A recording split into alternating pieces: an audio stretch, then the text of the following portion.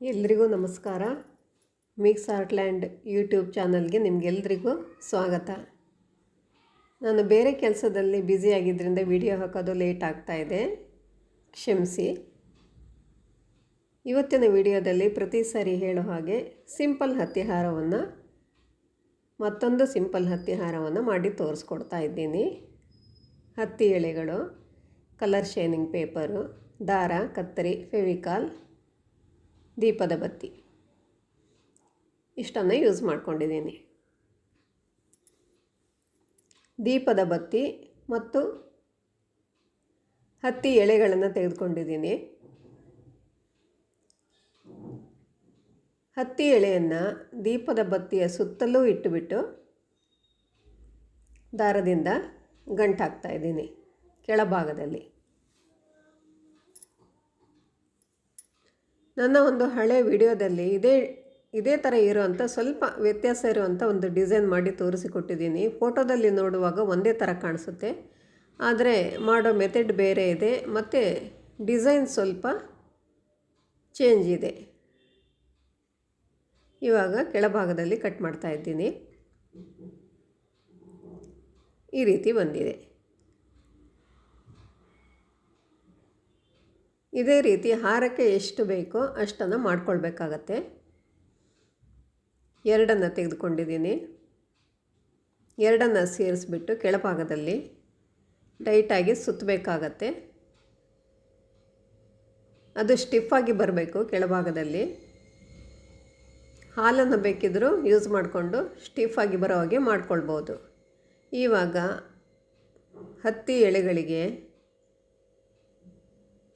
ಪೇಪರ್ನ ಕಟ್ ಮಾಡಿಕೊಂಡು ಹೇಗೆ ಸುತ್ತೋದು ಅನ್ನೋದನ್ನು ನಾನು ನನ್ನ ಸುಮಾರು ಹಿಂದಿನ ವಿಡಿಯೋಗಳಲ್ಲಿ ತೋರಿಸಿಕೊಟ್ಟಿದ್ದೀನಿ. ಅದಕ್ಕೋಸ್ಕರ ಇವಾಗ ಮತ್ತೊಮ್ಮೆ ಮಾಡಿ ತೋರಿಸ್ಕೊಡ್ತಾ ಇಲ್ಲ. ನೋಡಿ, ಈ ರೀತಿ ಇದು ಮಾಡೋದು ನಾನು ಸುಮಾರು ವಿಡಿಯೋಗಳಲ್ಲಿ ತೋರಿಸಿಕೊಟ್ಟಿದ್ದೀನಿ. 3 ಎಳೆಗಳನ್ನು ತೆಗೆದುಕೊಂಡಿದ್ದೀನಿ. ಸ್ವಲ್ಪ ಜಾಸ್ತಿ ಡಿಫ್ರೆನ್ಸ್ ಇರಬೇಕಾಗತ್ತೆ ಮಧ್ಯದಲ್ಲಿ, ಡಿಸ್ಟೆನ್ಸ್ ಜಾಸ್ತಿ ಇರಬೇಕಾಗತ್ತೆ ಮಧ್ಯದಲ್ಲಿ. ಇವಾಗ ಮಧ್ಯದಲ್ಲಿ ಒಂದನ್ನು ಎಳೆ ತೆಗೆದುಕೊಂಡು ಮಧ್ಯಭಾಗದಲ್ಲಿ ತೋರಿಸ್ತಾ ಇದ್ದೀನಿ. ಈ ರೀತಿ ವಿಡಿಯೋದಲ್ಲಿ ತೋರಿಸಿರೋ ಹಾಗೆ ಎರಡೂ ಸೈಡಲ್ಲೂ ಕೂಡ ತೋರಿಸ್ಬೇಕಾಗತ್ತೆ. ಇವಾಗ ಬಟರ್ಫ್ಲೈ ಶೇಪ್ ಬಂದಿದೆ. ಇದೇ ರೀತಿ ಮುಂದುವರಿಸ್ಕೊಂಡು ಹೋಗಬೇಕು.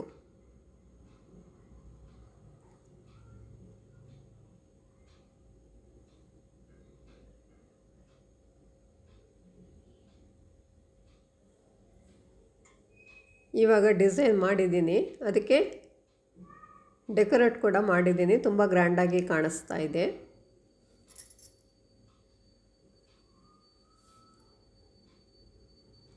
ಹೇಗೆ ಬೇಕಿದ್ರೂ ಎಷ್ಟು ಬೇಕಿದ್ರೂ ಡೆಕೋರೇಟ್ ಮಾಡ್ಬೋದು. ಎಷ್ಟು ಗ್ರ್ಯಾಂಡಾಗಿ ಬೇಕಾದರೂ ಮಾಡ್ಬೋದು, ಸಿಂಪಲ್ಲಾಗಿ ಕೂಡ ಮಾಡ್ಕೊಳ್ಬೋದು. ಆ ರೀತಿ ಇದೆ ಡಿಸೈನ್.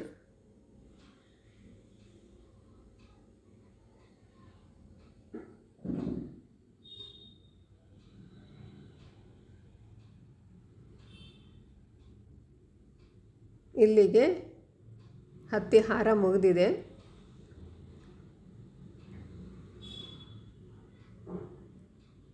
ಹೇಗೆ ಬಂದಿದೆ ಅನ್ನೋದನ್ನು ದಯವಿಟ್ಟು ತಿಳಿಸಿ. ಇಷ್ಟೊತ್ತುವರೆಗೂ ನನ್ನ ವಿಡಿಯೋ ನೋಡಿದ್ದಕ್ಕಾಗಿ ನಿಮಗೆಲ್ಲ ತುಂಬ ಧನ್ಯವಾದಗಳು.